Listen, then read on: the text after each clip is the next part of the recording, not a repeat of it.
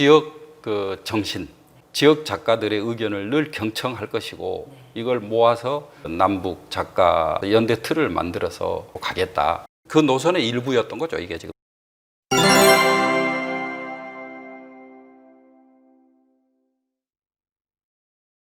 손님 여러분, 우리 비행기는 방금 평양 비행장에 내렸습니다. 15년 전 모습입니다. 남측 문인 100여 명이 분단 이후 처음으로 북한 땅을 밟았습니다. 여기까지 오는데 60년이 걸렸습니다. 오전 11시 40분에 인천공항을 출발해서 불과 50분 만인 12시 30분 우리 남쪽 작가 98명은 평양공항에 도착을 했습니다. 2005년 7월 20일부터 25일까지 평양과 백두산, 묘양산을 찾은 남측 작가들은 15년 전 이 시각 북측 작가들과 만나 모국어의 통일을 위한 뜻깊은 시간을 가졌습니다. 해외 문인들까지 참가한 당시 공식 행사 명칭은 민족작가대회입니다. 그때 당시에 일단 어떤 생각을 했던 것 같냐면은 인간에게는 정치 공동체와 경제 공동체만 있는 게 아니다. 모국어 공동체가 살아있다는 걸 보여주겠다. 문학TV는 영상 초대석 코너를 통해 그 당시 한국작가회의 전신인 민족문학작가회의 사무총장으로 2005년 민족작가대회 행사 전반을 이끌었던 김영수 시인과 만나 온 결의가 숨죽이며 지켜봤던 15년 전의 오늘을 복귀했습니다. 컨셉은 제가 잡고 그 다음에 이제 길을 헤쳐가는 것은 정도상 선생이 헤쳐간 거예요.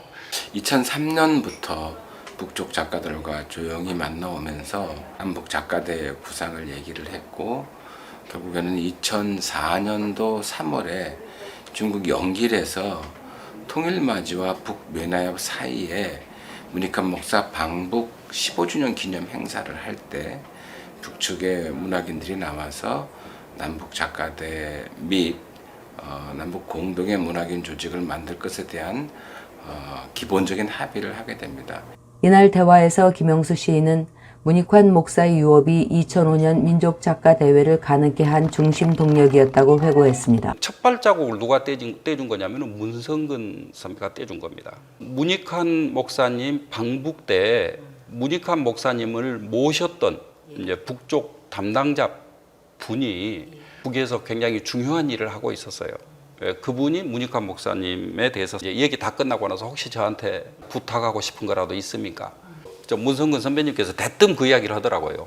남북 그 작가들의 만남을 그것이 될 수 없는 일일까요? 그러니까 그러면 남쪽 가능하게 해보세요. 뭐 합시다. 또 보수문인 단체와 함께할 수 있었던 이유 중에는 당시 한국문인협회 이사장을 맡고 있던 신세훈 시인의 역할 또한 컸다고 강조했습니다. 그때 당시 문인협회 이사장님이셨던 신세훈 선생님의 특성이 정치적 성향은 조금 다르지만 그 민족에 대한 사랑이 아주 깊다라고 우리들은 그렇게 느꼈어요. 그래서 2005년입니다. 새벽녘인데요.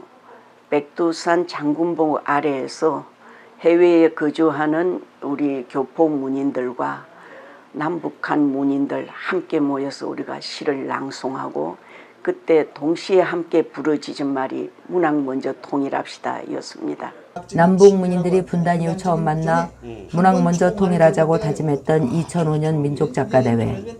그러나 계속된 남북 간 긴장 국면 속에서 민족문학 통일은 오랜 시간 다시 멈춰섰습니다. 꿈 같고요. 어떻게 평양, 백두산, 묘양산 그 많은 작가들이 다녀왔는지 그 꿈만 같다는 생각이 듭니다. 한국 작가회가 이제 그 중심이 돼서 일을 치렀는데 계속 고민하면서 어떤 방안이 없을까를 좀 알아보고 열심히 길을 한번 찾아보겠습니다. 문학TV는 조만간 이달의 영상 초대석 김영수 시인 편을 통해 2005년 민족작가대회 전후 상황을 자세히 소개하고 통일문학의 불씨를 되살리기 위해 어떤 노력을 해야 할 것인가 함께 고민할 예정입니다.